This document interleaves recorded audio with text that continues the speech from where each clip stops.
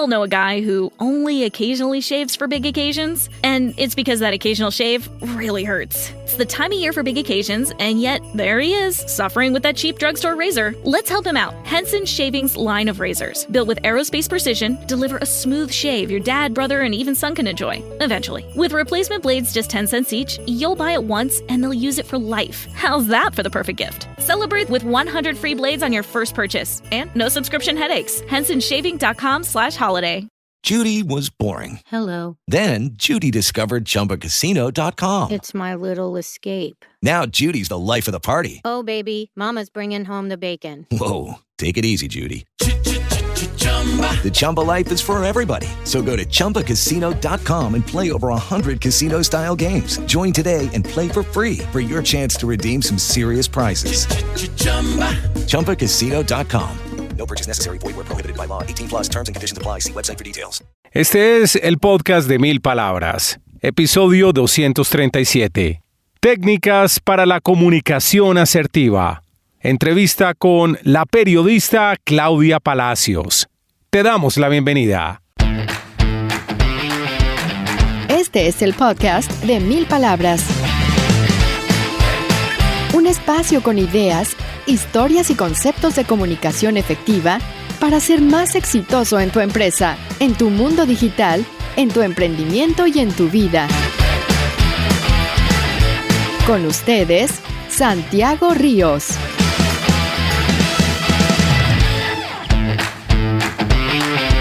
¿Qué tal? ¿Cómo están? Qué bueno que están con nosotros en esta nueva entrega de nuestro podcast. Semanalmente presentamos ideas, conceptos, historias sobre comunicación efectiva. Y también procuramos tener muy buenos invitados que tienen un cuento interesante, algo que nos pueden enseñar en alguna de las ramas de la comunicación efectiva.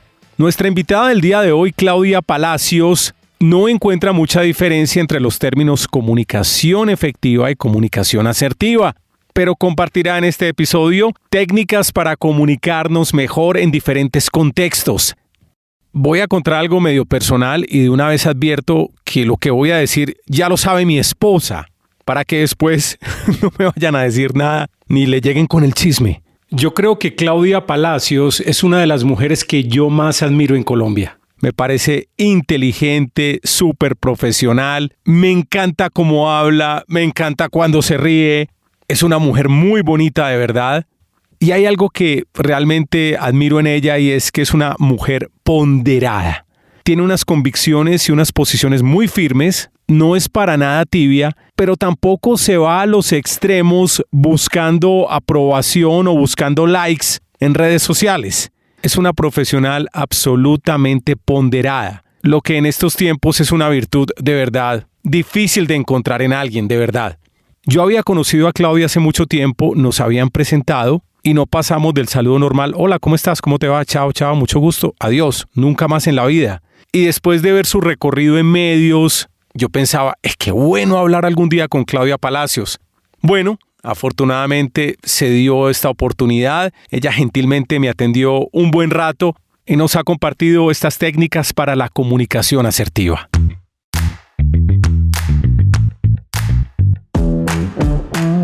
Hacemos una corta reseña de nuestra invitada. Claudia Palacios es periodista desde hace 25 años. Actualmente es columnista en El Tiempo, presentadora en el noticiero CMI y periodista del programa Mañanas Blue 1030 AM. Ha sido directora, productora, reportera y presentadora en medios como CNN en español, W Radio, City TV y Canal Capital. Es autora de 3 libros y ha sido reconocida con premios como el Simón Bolívar, CPB y Álvaro Gómez Hurtado. Es tallerista, conferencista y consultora en temas como comunicación asertiva y equidad de género.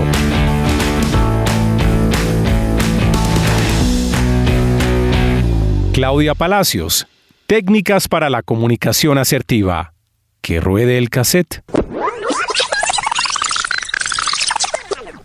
Ya estamos con nuestra invitada Claudia Palacios para hablar sobre comunicación asertiva. Hola Claudia, ¿cómo estás? Bienvenida al podcast de 1000 palabras. Hola Santiago, muchas gracias por invitarme a tu podcast. Lo primero siempre es explicarle a nuestros oyentes un término básico que te confieso, hace mucho tiempo lo vengo escuchando y nunca como que me he dedicado a esculcarlo bien y creo que me hace falta, y es entender exactamente qué es comunicación asertiva. Cuéntanos una buena definición de comunicación asertiva. Comunicación asertiva es la comunicación que le permite a quien habla lograr que quien lo escucha entienda lo que esa persona quiso decir.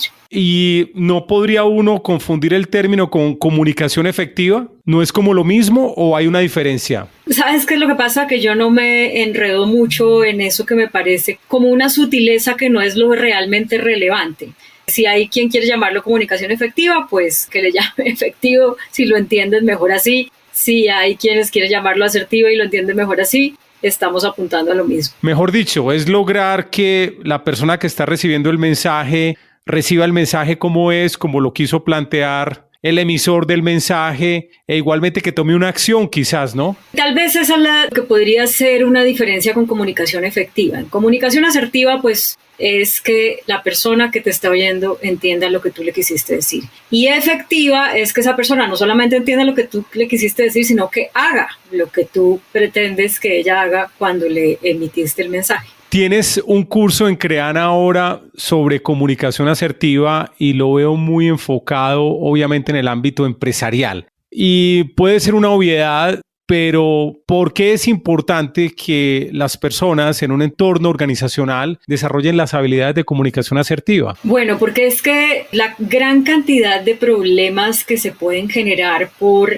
errores de comunicación es enorme. Y no solamente la cantidad, sino la magnitud de los problemas. Entonces, una comunicación asertiva en el entorno organizacional es primero una herramienta que ayuda a que las cosas fluyan, porque si la comunicación no es asertiva, se van a presentar muchos obstáculos, muchos bloqueos, se va a ralentizar se van a ralentizar los procesos. Si la comunicación es asertiva, pues entonces pasa todo lo contrario. Entonces, por ese lado, ya como por darle o garantizarle a la organización un ritmo adecuado, pues prestarle atención a la comunicación asertiva es muy importante.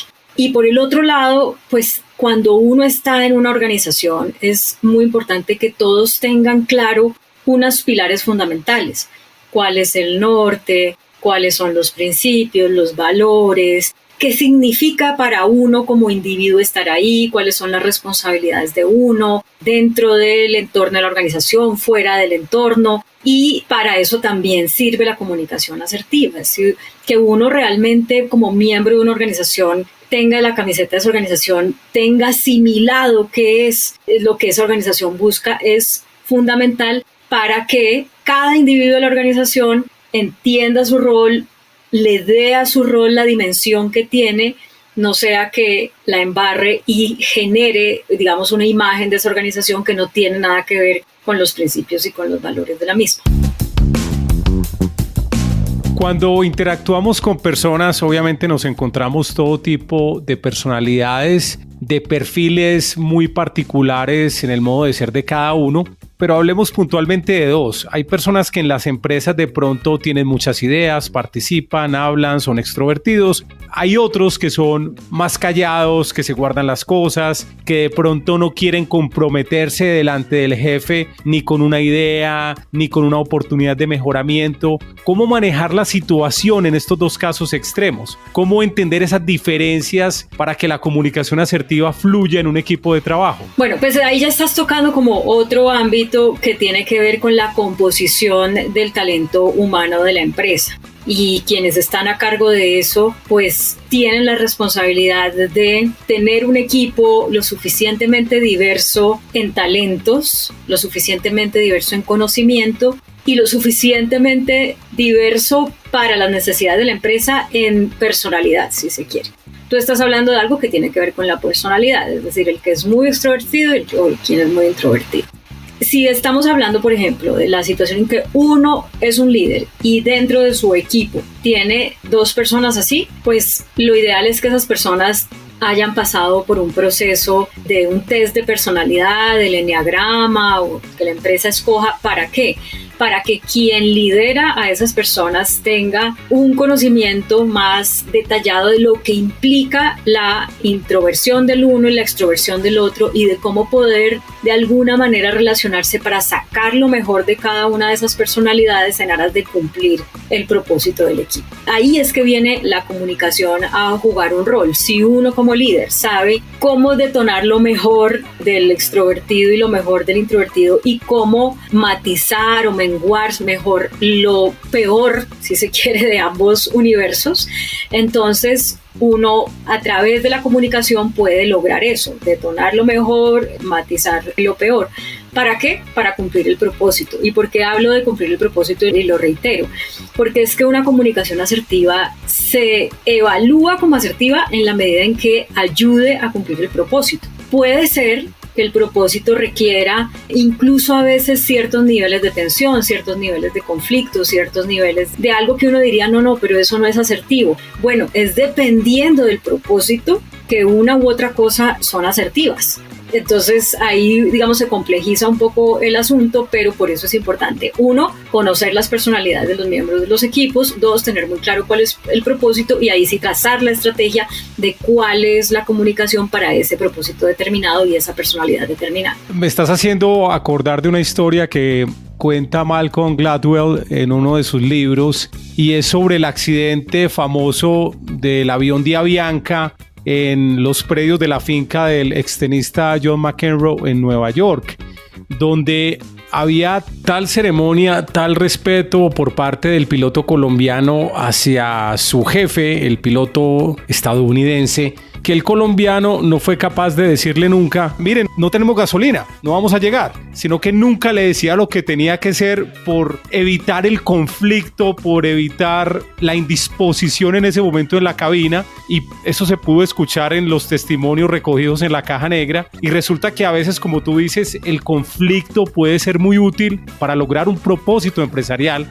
porque en ese momento el propósito era llevar los pasajeros sanos y salvos al aeropuerto. Sí, es que por eso el propósito es lo que da la clave de cuál es la línea de comunicación que hay que tener. Cuando tú tienes un equipo, por ejemplo, en donde nadie compite, pero tú estás como parte de tu propósito corriendo contra el tiempo para entregar, digamos, un proyecto en una fecha determinada, tú necesitas generar una comunicación que produzca esa competencia para que se acelere el proceso de entrega del proyecto, si es que eso es el propósito. Pero cuando tú estás, no sé, no solamente tienes más tiempo, sino que de pronto estás viendo que si el equipo compite demasiado, el producto que le van a entregar al cliente se va a ver, por decir algo, partido, ¿no? Como si fuera de 2 equipos distintos y no de uno solo. Entonces tú tienes que generar una comunicación no que promueva esa competencia, sino que promueva como una colaboración exactamente al mismo equipo. ¿Por qué? Pues porque hay un propósito diferente en cada caso. Ya regresamos después de estos mensajes. Estamos hablando de técnicas para la comunicación asertiva. Este podcast es presentado por el libro electrónico Cómo crear un podcast desde cero para crecer tus audiencias. Es una guía gratuita en la que Santiago Ríos compila la experiencia de más de 1,300 episodios producidos para algunas de las empresas más grandes de Colombia. Cómo crear un podcast desde cero para crecer tus audiencias. Lo encuentras en www.milpalabras.com.co.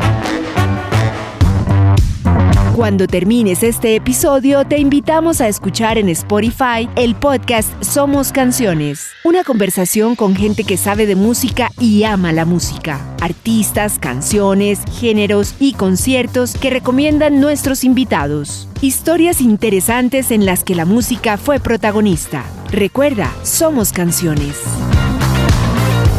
Estamos de regreso a nuestro programa. Estamos hablando de técnicas para la comunicación asertiva. Nos has mencionado un par de claves interesantes. Una es conocer como las características individuales de cada uno de los miembros del equipo. Obviamente, la efectividad de la comunicación. Has mencionado el tema de propósito de empresa. ¿Qué técnicas recomiendas tú, Claudia, para desarrollar una comunicación asertiva? ¿Cuáles son, digámoslo así, las primeras que la gente debe considerar? Bueno, mira, yo lo que digo en mi curso de Creana, y que lo voy a resumir un poco acá, es que cuando uno está pensando en un mensaje que necesita dar, hay que seguir 3 pasos. El primer paso es la planeación del mensaje. El segundo paso es la construcción del mensaje y el tercer paso es la divulgación. Entonces, ¿a qué me refiero con la planeación? La planeación es responderse unas preguntas para ir empezándole a dar forma a ese mensaje. Porque mucha gente cree que porque domina un tema ya es capaz de comunicarlo de la manera asertiva o efectiva. Y el dominio del tema no es una garantía de buena comunicación. A veces incluso el dominio del tema se convierte en una barrera que hace más difícil para el receptor entender lo que el emisor está diciendo. Entonces, una vez uno sepa que tiene que dar un mensaje y uno tenga conocimiento de ese mensaje, ¿qué debe preguntarse? ¿Qué quiero decir? Y en ese primer paso uno escribe una frase, pero eso no quiere decir que esa frase, que ese párrafo vaya a ser la frase final que uno va a comunicar, sino que es como un primer paso. Y luego hay otro paso en el que uno debe ser muy meticuloso y riguroso, que es a quién se lo voy a decir.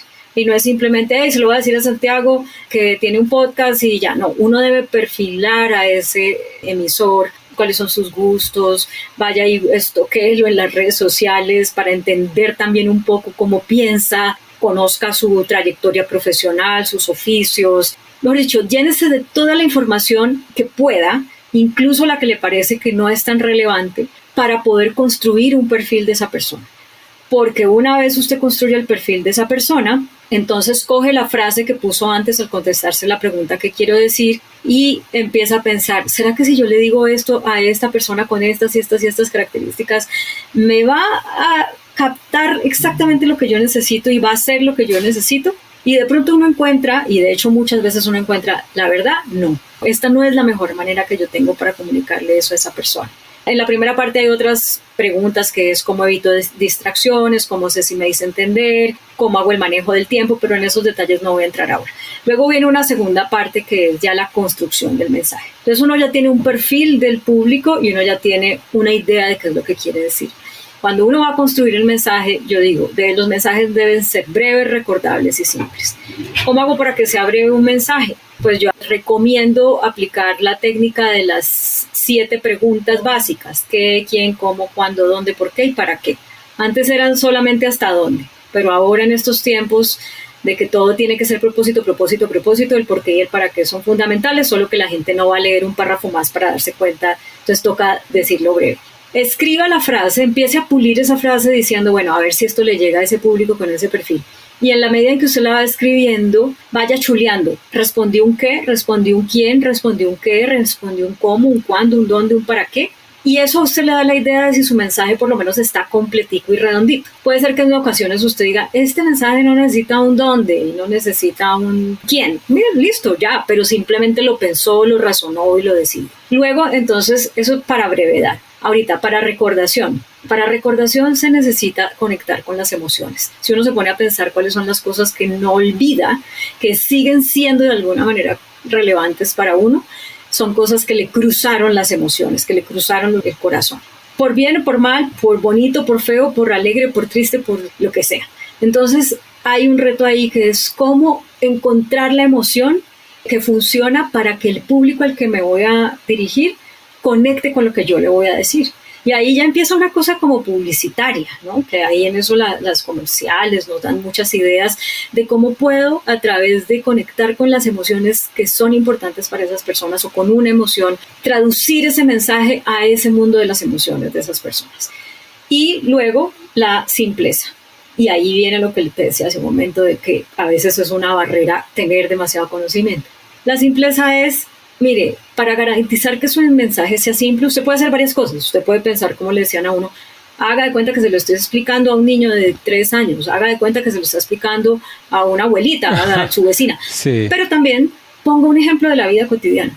Cuando usted puede traducir una cosa muy compleja en un ejemplo de la vida cotidiana, es que ya le bajó ese nivel sin, digamos, alivianarlo, sino simplemente lo tradujo a un lenguaje que más gente entiende. Y lo último ya es la divulgación, porque yo digo, en la puerta del horno se quema el pan. Podemos haber planeado y construido muy bien el mensaje, pero si estamos vestidos de una manera que no sea coherente con el mensaje, si tenemos determinados ademanes que de pronto incluso choquen con lo que estamos diciendo. Podemos estar muy bien vestidos, pero a veces eso no es ni tan bueno porque puede generar distractores. Ay, ¿dónde habrá comprado esa corbata? Qué lindos esos aretes. Entonces, todas esas cosas hay que tenerlas en cuenta, el tono de voz, para que en la puerta del horno no se queme el pan. Te iba a hablar precisamente del tono de voz y me estaba acordando de un episodio que tuviste en la emisora W Radio hace como unos 5 años con el señor Fabio Echeverry, que fue mucho tiempo presidente de la ANDI. Y el señor tiene una manera, digámoslo así, muy paisa, muy desabrochada de hablar, pero de pronto se fue por otro lado y me acuerdo la respuesta tuya que fue muy contundente, muy seria, pero no maleducada. La tuya donde le pediste un respeto porque el mensaje del señor sobrepasó la emoción porque se sintió como acorralado por las preguntas de ustedes, pero me parece que te defendiste muy bien en ese momento, o sea, como que manejaste bien la emoción, pero obviamente demostrando tu disgusto en ese momento. ¿Qué fue lo que pasó, Claudia? Sí, eso fue cuando yo trabajaba en W, eso ya hace unos buenos años, tal vez unos 7 años. Era una entrevista que hacíamos a propósito de lo que estaba pasando con Reficar, la refinería de Cartagena. Él había sido presidente de la Junta de Ecopetrol, la Junta de Ecopetrol tenía pues obviamente, digamos, había sido parte del proceso para la renovación o remodelación de la refinería. Y entonces le hicimos una entrevista en ese contexto, ¿no? Preguntando cuáles eran sus responsabilidades, por qué no habían advertido determinadas cosas, por qué no habían contratado personas más expertas, cosas de ese estilo. Ya no me acuerdo tanto de los detalles.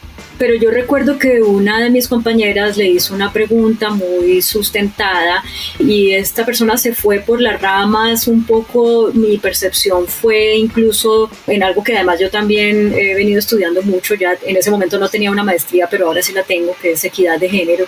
Y mi percepción fue como que cuando le hablaban los hombres y el jefe, pues Julio, Alberto, él contestaba. Cuando le hablaban las mujeres y sobre todo con voces más jóvenes y menos conocidas, él era desdeñoso en su manera de contestar. Y a mí eso me molestó mucho, me pareció muy respetuoso. Entonces, niña, decía. Sí, este episodio que tú mencionas empezó porque yo le dije, le voy a pedir que conteste la pregunta que le formuló mi compañera Laura, y él se enojó, no me dejó terminar y finalmente terminó colgando. No sé si fue ahí que me dijo, porque yo tuve 2 enfrentamientos con él en la misma emisora, no sé si fue ahí que me dijo como que me faltaba pelo para el moño o algo así, que era algo pues realmente irrespetuoso. Y si no fue en esa ocasión, pues hizo otro comentario que no era tampoco de respeto. Y entonces yo, siendo consciente de que uno no se debe salir de la ropa cuando está pues en su rol de periodista ni nada de eso, esas oportunidades que hay para hacer respetar el oficio, un oficio que está todo el tiempo en cuestionamiento, un oficio que ha sido tan degradado por los cambios en las formas de consumo de información de la gente a raíz de la llegada de las redes sociales, pues yo creo que uno no puede dejar pasar una situación de esas para darle dignidad al oficio.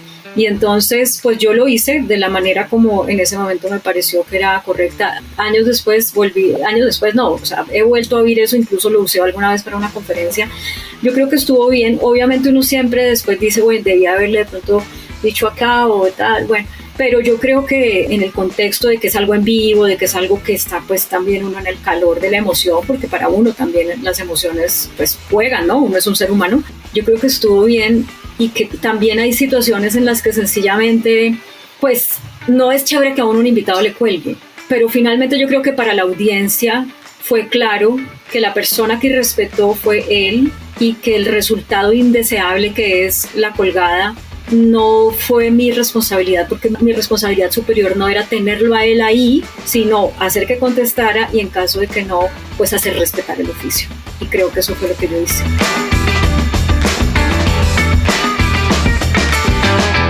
Te iba a preguntar precisamente el tema de las emociones, es decir, claro, somos humanos, a veces no reaccionamos como quisiéramos, pero en el caso tuyo, que estás expuesta a tanta crítica, a haters eventualmente y a entrevistados difíciles, ¿cómo manejas tu tema emocional en la comunicación? ¿Qué te dices a ti misma? ¿Cómo te preparas?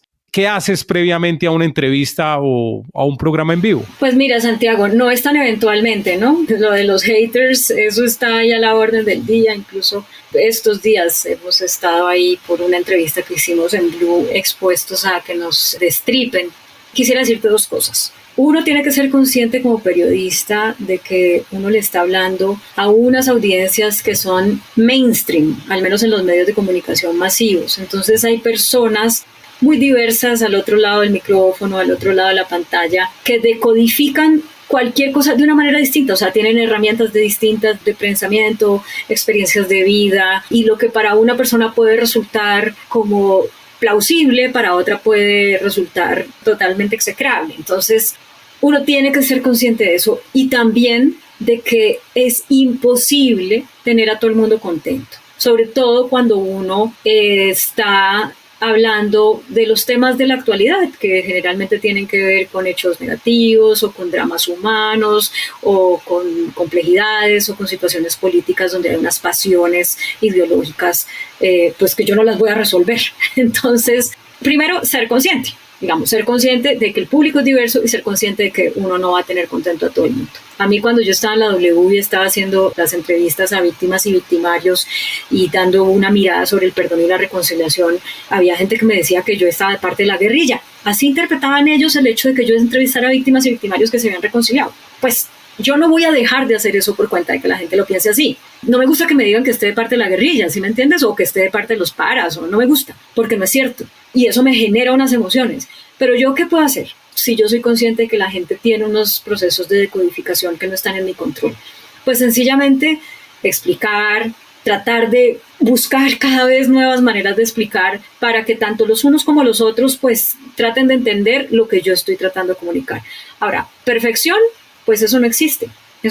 Entonces yo asumo el riesgo que tiene este oficio de que hay un porcentaje, a veces alto, a veces bajo, de malinterpretación y de tergiversación. ¿Cómo manejo las emociones frente a eso? Pues frente al invitado que tengo ahí mismo, con quien estoy teniendo una conversación, digamos, donde de pronto siento ataques personales y todo eso, yo creo que la experiencia ya de los años y los años en sí, no solamente los de carrera profesional, sino los de vida, pues le ayudan a uno como a estar, digamos, más tranquilo para poder responder a eso. La conciencia de que uno no es la noticia, eso es muy importante, uno no es la noticia. Entonces también uno no se puede volver el protagonista de una pelea por gusto, por ego, no, esa conciencia también es importante. Y lo otro es tener siempre los argumentos y tener siempre algo con lo cual sustentar lo que uno está diciendo. Y también no pretender que es que uno va a cambiar la manera como el otro piensa. Sencillamente, pues dar los argumentos, que sea evidente, y decirle a la audiencia, ser transparente en la audiencia, en decir, bueno, aquí hay posiciones diferentes o no nos pondremos de acuerdo, pero la gente ya decidirá. Luego viene una cosa posterior, que es ya la reacción de la gente a través de las redes sociales, por cosas que uno pregunta o hace o piensa. Y mi primer punto es depurar, sacar de inmediato, no prestar atención a la gente que insulta, a la gente que ofende, a la gente que amenaza, porque pues eso no me sirve a mí para nada que me ayude a ser mejor periodista ni mejor ser humano. Y lo segundo es pues coger las otras críticas, controvertir cuando yo creo que hay que controvertir y vale la pena. Y lo demás pues pensar y aprender cómo mejorar para no caer en el mismo error una siguiente vez. Pero es muy difícil, porque como todo eso en las redes llega mezclado, entonces uno se va tragando todo el mugre mientras trata de depurar. Entonces yo también he optado por, cuando esas cosas pasan, dejar que pasen unos días, hacer abstinencia total de redes, y a la semana siguiente vuelvo y las veo, simplemente no miro todo lo que pasó en una semana y yo sigo, porque también entiendo que el mundo real es mucho más que eso.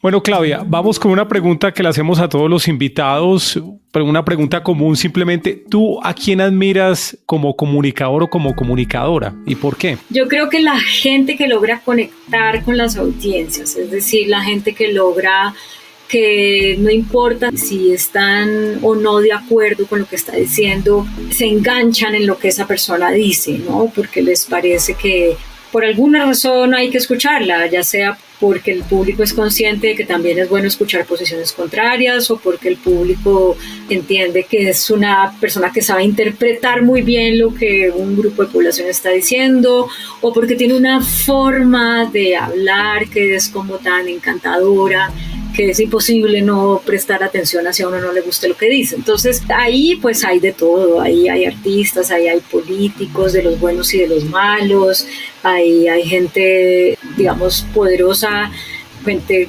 corrupta y gente casi santa, ¿sí me entiendes? Claro que eso es lo peor. Sí. Hay buenos comunicadores que de pronto son malos políticos, lo que dices tú, lo cual es muy peligroso, ¿no? Claro, y eso es lo que estamos viendo, sobre todo porque pues las audiencias no están siendo tan rigurosas en la forma de hacer sus críticas. Son muy críticas o pretenden ser muy críticas, pero no necesariamente son rigurosas. Esa es una diferencia importante de hacer. Ser crítico no quiere decir que uno es riguroso. Muchas de las críticas son resultado de apasionamientos, de sesgos que uno tiene, que simplemente lo llevan a darle mayor relevancia a lo que confirma el sesgo que uno ya tiene, ¿no? El sesgo de confirmación, que es yo le creo más a quien me hable lo que yo ya pensaba previamente y dudo más de quien me diga lo que yo en principio no conecto con eso.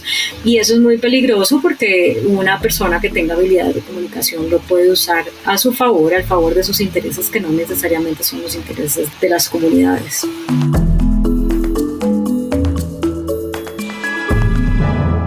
Claudia, ¿cómo se pueden conectar contigo en redes sociales o cuéntanos de tu curso en Creana si alguien quiere profundizar más en este tema de comunicación asertiva? Bueno, en las redes sociales estoy en Instagram, que es la red que más veo desde la pandemia para acá, porque antes no le paraba bolas, solamente hacía Twitter, ya Twitter casi no veo.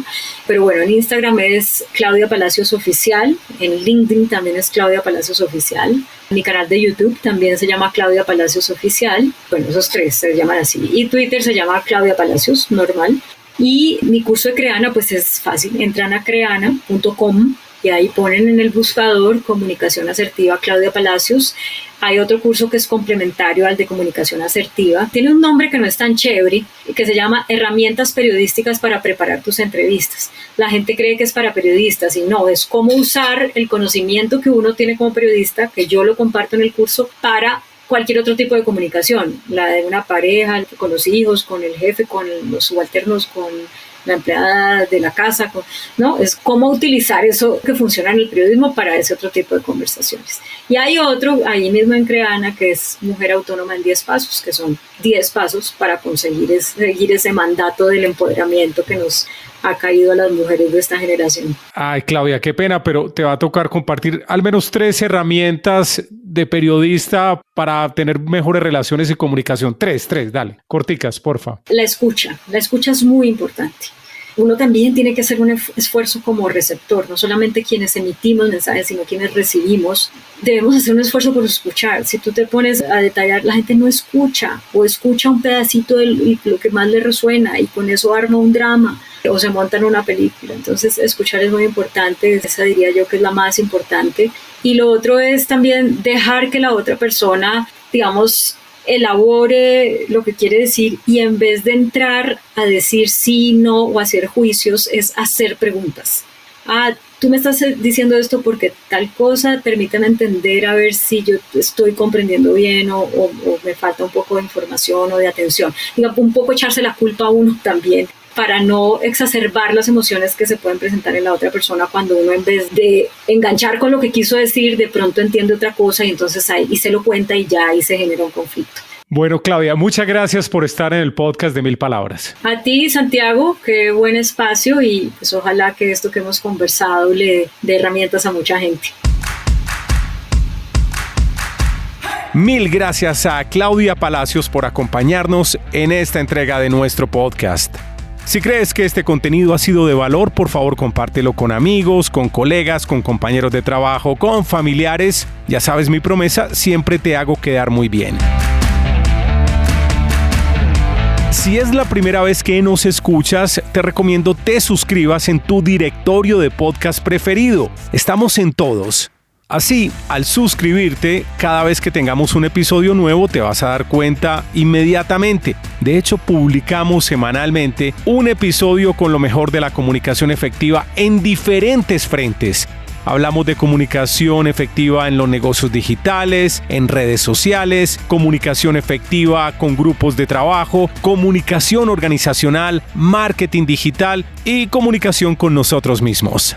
Quiero contarte además que este episodio ha sido producido y publicado por mi compañero John Edison Montoya. Mil gracias, John. Y a ustedes, gracias por venir. Yo soy Santiago Ríos. Los espero muy pronto en otra entrega de El Podcast de 1000 Palabras.